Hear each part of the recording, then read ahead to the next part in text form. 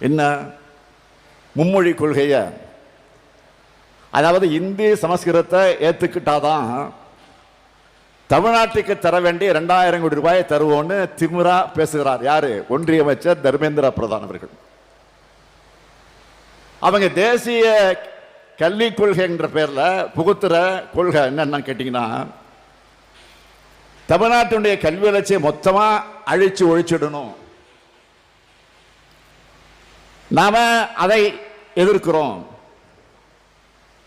கல்விக்குள்ள மாணவர்களை கொண்டு வர முயற்சி செய்யாம கல்வியிலிருந்து மாணவர்களை நீக்கம் செய்வதற்கான அத்தனை செயல் திட்டங்களும் தேசிய கல்விக் கொள்கையில் இருக்கு.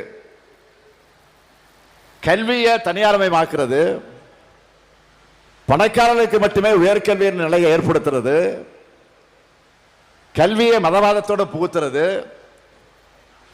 சின்ன பிள்ளைங்களுக்கு கூட பொது